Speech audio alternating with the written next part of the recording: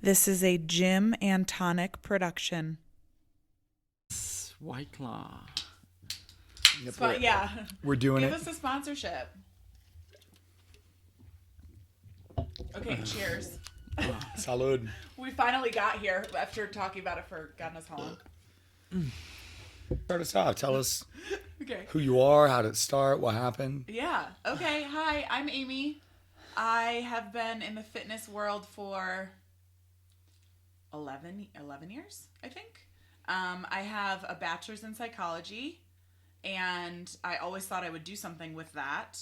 I still love psychology, but I graduated and I just had a lot going on in my life. My mom had just died, and I was just kind of lost, and I had dropped out of college twice before that, and because of that, I didn't feel super confident about going back to school right away and going to grad school. And when I lived in New York, in order to have any type of career in psychology, you needed to have a master's degree, if not a PhD.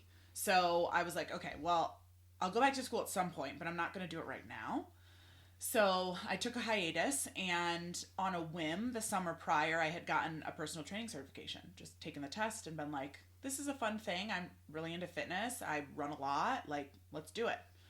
And so when I graduated from college, I had this personal training certification, and I immediately, a friend of mine reached out and was like, hey, I'm the sales director at LA Fitness. You're super fit. Why don't you come in for an interview as a personal trainer? And I was like, cool, great. Like, this is a great first job out of college until I'm trying to figure out what I'm going to do. So I go in, interview with her, get the job basically on the spot, start training. I love it. I really love people, and I like learning about people. And so I just really loved building relationships in that way. And I was like, oh, this is actually really cool. I wasn't making a lot of money for sure, because, you know, when you work for a big box gym, you don't make a lot of money. You take home half of, you know, the session rate, which isn't very much, you know. So, and then 8 months later, moved to Colorado because my ex-husband got a job out here, and came out here, continued to personal train because I didn't have a job going in. Like, it was literally like we had to buy out our lease and move out here like very quickly. And so I didn't have a job lined up, and I started personal training again out here. And then, long story short, about a year into doing that, I decided I wanted to go off on my own and have autonomy over my clients, because I have this, you know, big background in running. And when you personal train at big box gyms, you're mostly training like the generic weight loss client. You're not training a sports performance client. You're not training athletes, you know, and I wanted to do that. And I kind of used myself as a guinea pig on a lot of my exercises and workouts. And yeah, so I went off on my own and started to niche down into the sports performance and into like the run coaching side of things. And now I rent space at Commit to Fitness that Jairo owns with Robbie. And we have a great community, great family, and yeah, that's where we are. Awesome. That was a long intro, sorry. Oh, it's appropriate. Okay. Definitely appropriate. Yeah. Perfect. All right. Robbie, you want to Okay, yeah, I'm Robbie. I rent space with from Idaho. I commit to fitness. I mean, it's been not as long. I started in 19 on the other side, the business side of it, trying to help people.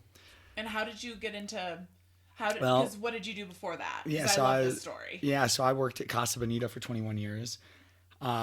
Fitness has always been a part of, you know, being active. It's always been there, but I didn't get serious about it until I got dumped.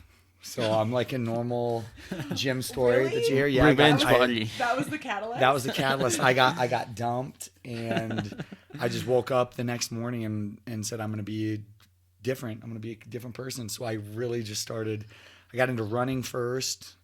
Running morphed into the gym. Which I just learned about you, the running side of it. I didn't know that. I love it. I thought that was fitness, which is running.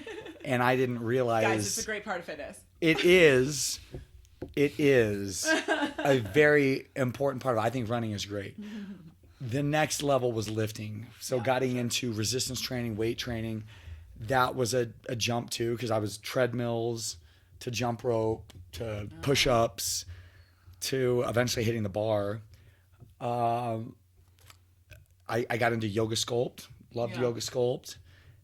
From there, I got certified to teach yoga sculpt, and that's what created the journey. COVID shut everything down, the restaurant where I was at, so I didn't have a job, and I thought, well, I know what I can do. I can round up probably 15, 20 people and charge them a couple $100 and, do an 8-week fitness program. And that was my first endeavor. So once things started opening back up, I knew I needed to go to a place, and we got in touch with Jairo and Miguel and wanted to do, and so Miguel was the original. That's who Jairo partnered up with at the beginning, and then Miguel moved, and I'll let you get into that. Obviously, that's your story. But we wanted to put an event together, so we contacted those guys and showed up at the event at the gym. Yeah, it was the first time I met you. Yeah, and when I came in, I just knew that this is the spot.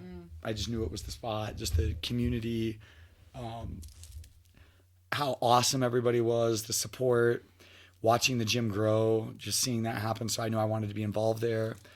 The business model I believe in, is instead of taking a cut of every client, is just pay rent. Yeah. So we pay rent to Jairo, and you can do whatever you want. And we kind of do what we want to with our clients there. And so it's just been taken off since then. Yeah. I've had a lot of good opportunities, and very fortunate to go into 2025 with you two. Knowing that we're going to hit that next level. 2025. Oh my God. We're going to crush it. Been there since 2020. That's crazy. It's wild. Yeah. It's November very wild. 2020. Oh. Yeah, because COVID kicked me out of my last gym. Oh, yeah. And then I worked outside for months. Because a lot of my clients didn't feel comfortable going back into like an indoor space. Yeah. And my last gym just didn't have the greatest, in my opinion, COVID protocols. So a lot of people didn't feel comfortable going back there. And then that's how I just found you guys on Google, which is wild. It's nuts, isn't it? Just how. Well, what about you? What's yours? Let's hear it. Well, I got into fitness in high school in 2008. I was a skater. I was a punk rock skateboarder. I thought working out was for people that were just trying to get pussy and get laid and look cool. But I was a dirty skater. I touched the weights, and literally from that first session that I touched the weights, it was something happened with my body, the way I felt. I loved it. I loved it. So I remember I broke up with my girlfriend that summer, and I went to Sears and bought me a bench press and a curl bar. God. After the breakup? Yeah. Yeah. And I got a bench press and a curl bar, and I put it in my dad's basement, and I was benching and curling every single day for months. Just those but it just things? felt, that's all I knew, but it felt great. Yeah. And then I thought eating healthy was starving yourself. So I starved myself. So for months. So nothing happened. And I was like, there's got to be something else to this bullshit. So I started reading, and once I opened the books and the literature, it's like, oh my God, there's a whole world behind this. Yeah. So I started getting on the forums, the bodybuilding forums, the bodybuilding.com, if you remember that, bunch of stuff. So I did everything wrong for many years until I got certified in 2014. That's when I started taking it more serious. But I still didn't do anything with my NASM because I was a mechanic at the time, so it was letting go of my career. It was a scary jump. So from 2014 to 2017, I was still a mechanic. And I was still doing side jobs and other shit. It's until 2017 that I worked for a big box gym, and I got hired as a personal training manager. And it was off the bat? Yeah. Wow. It was not what I wanted. It was a brand new gym. It was just opening by my house.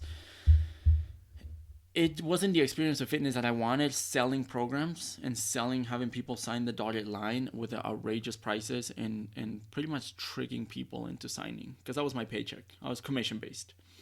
So after doing that for a few months, I told the manager, I don't want to be a salesman.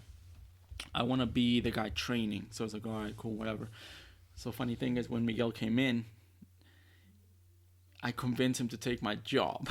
And I told him it was going to be great. Shut up. I didn't know that. Yeah, because Miguel got hired. Miguel went to the Arvada gym where now is a church. That was an Aspire Fitness. It's now a church. Across next to McDonald's. Oh, that one? That church was Aspire Fitness. Okay. And Miguel went there for a job, and they told him, we don't need trainers here, but go to the new location in Westminster. So he went there, and when he came in as a trainer, and I convinced him, man, take my job, man. It's just, I want to be a trainer, and this is better. So he took my job as a manager, and he fucking hated it. Yeah, so, I know, he hated it. So it's like, hey, at least I don't have to do it. So anyways, I knew training people was what I wanted to do. But like you said earlier, I was making $7 a session. Yeah, insane. And sessions are 30 minutes. You can't do shit with 30 minutes. Also that. I forgot that. LA Fitness was the same way, 30 minutes. And I counted my clients in a span of a year. At one point I had 65 clients. I probably had 100 in the year that I was there, but at one point I had 65 clients. And you weren't making 30 minutes. You can't do anything, dude. Hi, bye, 2 push-ups, bye. Yeah, and the ones that show up late, you shut out a look. I got 10 minutes with you.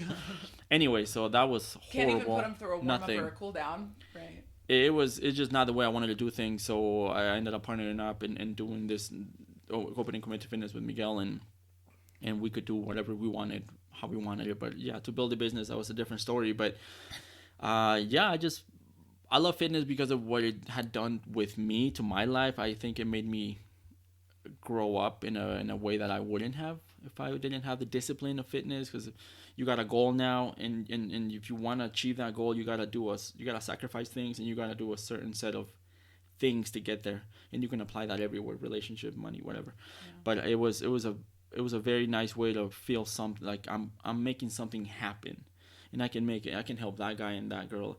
I can help them make something. So that's why I fell in love with it. And then the business part came after, because when I started, I didn't know what the fuck I was doing. Mm-hmm. It was just, but if money comes my way, cool. If it doesn't, then cool. I'll keep doing this thing. I've never been very money driven or materialistic. So that didn't come till later with maturity in life and having kids. And it's like, oh shit, I got bills that I have to pay. So like, actually, I can't always do this for fun only. So anyway, that's how we ended up here. And then I had the opportunity last year to take over the gym and be able to buy out my partner and kind of do the thing now that I wanted to do in this last year. So and then you guys have come along the way and enhanced what we had going on, enhanced it and make it even better, which I'm super grateful for all of you guys that come in and put your own touch of your style and your culture. And probably 80%, 90% of the reviews that we get on Google and on ClassPass, they mention you guys personally. Yeah. Oh, awesome. Robbie greeted me at the door. I felt very warm. I felt very welcoming. Everybody was nice. I'm not there 24/7. I don't do that. You guys do that. So it's a lot of what you guys do there that makes Commit to Fitness is what it is. Yeah. A lot of people don't know me, and I'm okay with that. They don't know who I am, but that's cool. But they know you guys. They know you guys, and that's what matters. And they feel good, and they bring more people. I feel like good people bring people. Yeah. Oh, yeah, absolutely. I think so much of that gym's membership comes from just word of mouth. And mm-hmm. Oh, yeah. I'll tell you one thing I learned from Commit to Fitness, from you, I'd never done my entire life, ever, is saying good morning. That wasn't in my vocabulary. I just never said good morning to people. It was, say, hey, what's up? How you doing? But I never said good morning until Commit to Fitness. And I say good morning. Even at 7 p.m. at night. Yeah. I say every person walks in the doors, good morning. Everybody, good morning. And it's just something that's just interesting. I think I got that in transition from being a personal trainer and a mechanic. There was a period of my life when I was a freelance mechanic. I was repairing things in a garage, in some dude's garage. Wow. And I was working on an auto part, Advanced Auto Parts. And they drilled it into me. It was corporate policy. Every time you pick up the phone, you have to say, good morning. Good morning. Thank you for calling Advanced Auto Parts and Batteries. My name is Jairo. How can I help you? So it was funny, and we fucked around with the way we said it. And everybody that walked through the door, good morning. can I help you find something? Every single person. So I don't know. It just got drilled into me. So when somebody comes in the gym, I try to stop what I'm doing to at least acknowledge. Yeah, you're really good about that. You both are good about that. Yeah. I think he's better. I think he's way better than me. He knows everybody's name. He knows the details. And it's like, I know, it's wild. And I learned that. I learned that from Casa Bonita, that we had a manager there, and he wanted us to know. So at Casa Bonita, most of the employees there were teenagers. That was the majority of them. I mean, the food servers had to be over 18, but all the entertainers, the kids that were taking you to your tables, even the entertainers were. Oh yeah, they were all kids. Oh, the divers were older, but almost everybody, they were all teenagers. And his name was Pierre Osby. He was the assistant GM there, and he beat that into us. Was like, you need to know their names, what school they go to, know about their parents, just know things you can talk to them about. So I try to.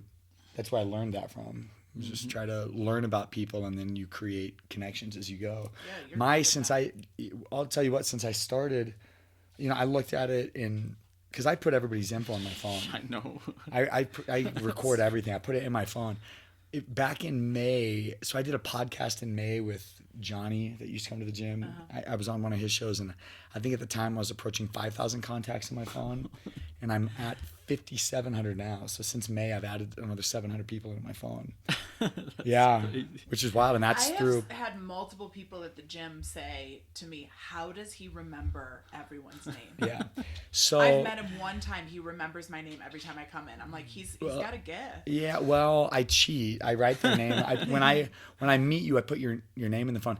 The other thing, Heido taught me is because Heido looks their names up.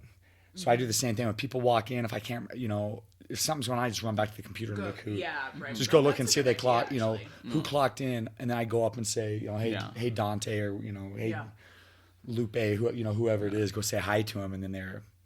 I'll tell you what, there are some members that come in that know my name that I'm like, hey Robbie, how's it going? And I'm like, oh, it's good to see you. I gotta go to the bathroom real quick, and then I run to your office, looking at them. Hey Jim, glad to see you. Yeah, sorry, I did go fart in the other room. There's just so many people. Yeah, whatever it was, but yeah, it's.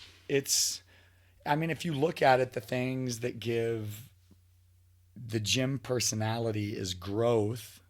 That's number one. That's what everybody notices is the growth of the gym. Because I remember the first time I went in there was Lupita was running the step class, and I worked with Lupita at Casa Bonita. And Lupita kept telling me to come in. She's like, you need to come in there. And I was at 24 Hour Fitness lifting, and I was like, there's no reason for me to go to commit to fitness. I already got a gym membership. And what was weird is I was lifting at that gym with that Jack dude, the dude that was super jacked that Marin was always talking about, Joe, I think was his name. Yes, Joe Jr. Joe. And that dude had an incredible, and what's nuts is he had an incredible physique, but I never noticed it at 24 Hour Fitness. When I saw him at 24 Hour Fitness, he just seemed like a regular dude. And he was very friendly, and I almost didn't recognize him when I saw him at Commit to Fitness because he was so incredibly jacked. I mean, just chiseled. And, but I remember the first time, Lupita told me to come in, and I went in there, and, it was, the squat racks were on the other side. It was all white and green. I think it was turf. It was all turf. There was a pegboard wall. Turf, yeah. And you guys definitely had way more turf at the beginning. Oh yeah, for sure. Yeah, but then going in the next time was like, it's completely different. And then the next time, and it's always. So that's the number one thing about the gym is people want to feel like that they contribute. And when they see that they're putting their money in and they're paying a membership and it's not going and padding a CEO's checkbook. That part. Ooh, so true. Yeah, it's like you're going in there and you're seeing the money that you're putting into making something good for the community. Yeah. That's number one charm. And then number two is just how everybody knows each other and there's just no... Because you go to Vasa, you go to 24 Hour Fitness, you go to any other gym, Choose. It's anonymous. It's anonymous, and women feel, and I don't want to sound sexist, but women, I know they do. Women feel objectified. You feel that you are in a fishbowl and every dude in there is just staring at you. So true. And they are. The other thing is they are. They are. But it's not just a feeling. But it's unchecked in those places. Yes, absolutely. It's unchecked because there's a person that stands at the front desk. Nobody's talking to each other. Everybody's got headphones on. Us, we know everybody. And a creep walks in the door, they immediately know I'm not welcome here. not because we make them feel unwelcome, but they want to be in a dark corner with, no communication. You're walking into a place where it's like we're all happy, high-fiving each other, dapping everybody up. It's impossible for you to sit in the back and stare. So we've only had, since I've been at the gym, we've only had one person we've had to chase out the door that I've been there for. One guy we had to chase out the door and say like, hey, you're not welcome here. Other than that, they kind of just weed themselves out because they know. I don't disagree. And I always say this, I tell everybody about Jairo because women talk and we assume that we know what you guys are talking about. Men talk too. And there's like that locker room conversation talk. And it's something that I appreciate about Jairo because we don't have those conversations. We've never had those conversations. So when we talk about things, it's about, we bullshit or whatever, but we're not. Oh, you mean like talking about other women? It's never. Yeah. Jairo's never once been like, oh shit, look at that fucking girl over there. Right. It's never happened. And that, because I've been in parties. You've been at parties like outside the gym where everybody is hanging out.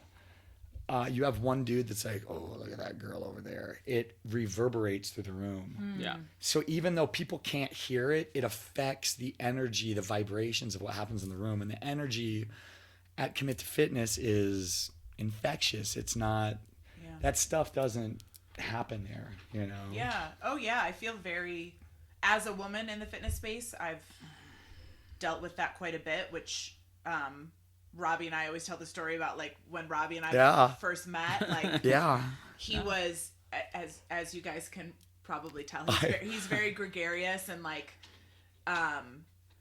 you're very friendly. And as a woman in the fitness space, that often means that you're getting hit on, and I shut him down. Yeah. And it's a lot of women do that. Yeah. A lot of them do it. But that has been my experience. It's been my experience, unfortunately, in a lot of the small gyms that I've worked in. Yeah. I've felt by, even the owners have made me feel that way. And even married owners, and so it's just, I didn't know that if this place was going to be different. And it is. I mean, fortunately it is. But it's, again, like as a woman in the fitness space, it's the experience I've had. And fortunately, I don't have that experience at Commit to Fitness. And I think across the board, women feel safe in our space. And I think that that's a huge deal. Look how many women go. Yeah. There's days where it's like me and it's Jairo and I in the morning, and there's 12 women. It's just women, you're just looking around your women, and I'm always very proud of that because it's like it's a testament to the culture that women come in and it's like we're not fucking creeps. Yeah. I've always heard about it too. I've talked to girls and they'll go get a personal trainer and they're like, yeah, he's gonna ask you out at some point. He's gonna ask you out at some point during the, or he's gonna just make you feel uncomfortable because as women and men too, we pick up on the vibes. Like we know, and if you're feeling it, like you're gonna get to a point where you're like, if you're into your personal trainer, cool. But if you're not want to go. Yeah, you're waiting for the inevitable. You're waiting for the other shoe to drop. Yeah. Yeah. So it's a very good culture there. That's a testament to you, 100%. Well, I wouldn't take all the. You guys came in and you guys already had those values, so it's not like I set the rules. You have to do that. You guys already did it. Something that I learned a long time ago from a book from Dave Logan, Tribal Leadership. He talks about creating triads. What is a triad? I know that you worked at Casa Bonita. And I know Sally that just started, and just chatting, she told me that she just took her kids there. Oh, you have something in common. I'm going to tell Sally, hey, this is Robbie. He used to work there, and remove myself from the conversation. I'm not important in that conversation. It's now she knows you, and you know her. And I've made it a point to do this with all of our members. Because I learned something from my clients. Oh, you used to live in Florida? Where? This town. Oh, shit. that guy right there just is moving there next month. Yo, come here. And I partner them up and I walk away. Oh, they're both in the same career. They're both in the same field. They both went to the same school. The more information I know from each of them, I can bring them together. Yeah. And I'm out.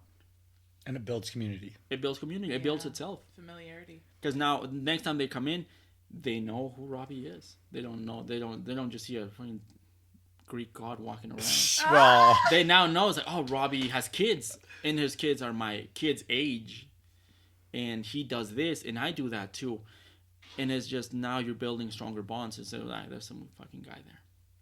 So I've made the point to get to know my clients really good, and it oh, that one guy too, that's that too. And they probably appreciate that because you are remembering these like facts about them, right? I'm into photography. Oh, my client does photography. Let's partner up because you guys have more things in common to talk about. Cool. Boom, and I remove myself, and now every time they run into each other, they say hi, and now they know each other, and now they might add each other on social media. And if we do an event like one we're doing next week, they might have some drinks together and talk. It's like you don't know what's gonna happen from there. Yeah. So it's now that I've done that for many years, try to put people together and just see what happens. You're a teacher? Oh, my client's a teacher too. Hey, come here. He's a teacher too. I'm not a teacher. I don't know shit about it. I remove myself out. And now they talk and they exchange information. And that's it. Now you got a partnership there. Yeah. What's gonna come out of it? I don't know. But now they know that some other people with common interests go to the gym. Yeah. And it just like what happened. How long have you known Molly and Cassidy? Years. Yeah. You never talked to them. Yeah. Until something common popped up. I mean, we'd say hi. Yeah, but that's it. Chat in passing. But yes, but you're right. Now, not a full conversation. and those are the little things that really. That's a good point. Yeah, and it happens every day. But when you purposely gear it towards that, I don't know. I like to get people together, and not through me. It's like I'm not important in that conversation. You guys started talking. Yeah. Yeah. And there's a lot of people walking around past each other that have so much in common, they just don't know it. And if I can be that bridge, connect them, like boom. Yeah. And people come and go in the gym all the time. People cancel every day, whatever. But now I know. I try to add everybody on social media, and I think you do the same. But now I know it's like, oh, this one guy does this one guy does that, and he did this, and he talked. And I try to learn something from everybody. Everybody has something to teach you, I think, whether it's what not to do or what to do. It's like sometimes you walk away from a conversation like, man, that guy's fucking crazy. I never want to be like that guy, but he was entertaining. Yeah, so I know if we get into the topic of crazy clients, we can. This can be for hours. Yeah, we got we got to do one of those episodes for sure. the craziest clients. Talk about my older male client. Oh, I know who you're talking about. Yeah, we know exactly what it is. Favorite person in the world. But as far as for me, building community was just bringing people together like that and having common interests, and then let them do whatever they're gonna do. Yeah, the other thing that you do a really good job of is the events. It's like pretty much every month there's an event. Oh man, I want to do way more. I want to do way more. Yeah, and I know, for me, I've never been at a gym that does that. Yeah, I love the fact that we've been doing that lately. Let alone almost any. I mean, the successful organizations do that. They, bring people together. I know, and I love core power yoga. Like I do love it. It's a big part of my life.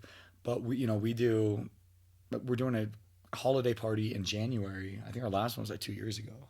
Really? Yeah. So for us to create events, it's not through leadership. It's through, the teachers and the members that are doing it. But you do a good job of keeping us pretty much at least once a month. At least we're going to have something that brings us together outside of it. Yeah. I'll tell you another thing too that you notice is the headphone use and earbuds. I've never been, anywhere you go. Commit to Fitness is the first place I've been at where I quit wearing headphones. I don't do it either. I don't wear them at all. Yeah. And I know a lot of it is because it's a leadership. So you want to be available because, but even like when I lift, when it's my time, I don't put headphones in. I know. Yeah, same. You know, I leave them out, and it's because I want to. It's breeding the opportunity for people to come and talk to you. So you look around, most of the people in there. I mean, there are people that have headphones and their earbuds in, but it's a lot less than you go to any other gym. Yeah, I would agree. A lot less, and people are talking. Another thing too, I've learned more from the members at Commit to Fitness than I have through any of my certifications, I think.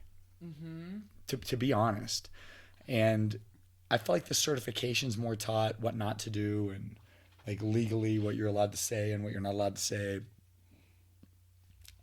I did learn stuff, obviously, but just like Ryan, Andy, I mean Nathan, doing the calisthenics, the muscle ups, just talking to those guys, I've learned more from them than I have, you know, anywhere else in my opinion. And that's just members. That's not even the other trainers, you know. Yeah. Well, the people have their own specialties and they've devoted so much time to master what they do. I'm not gonna go through the years of doing that. But if I can exchange some information and get something out of that, I can apply it to what I'm doing. This was a Jim and Tonic production hosted by Amy, Robbie, and Jairo. You can find us on Instagram at chasing with 2 G's _ Amy with 2 Y's. 3 Boys and Dad, the number 3 for Robbie. And Jairo is Jairo _ Lopez with 2 Z's .303, the number 303. You can also find us on YouTube at Jim and Tonic Podcast. Thanks for listening, and we'll see you guys next week.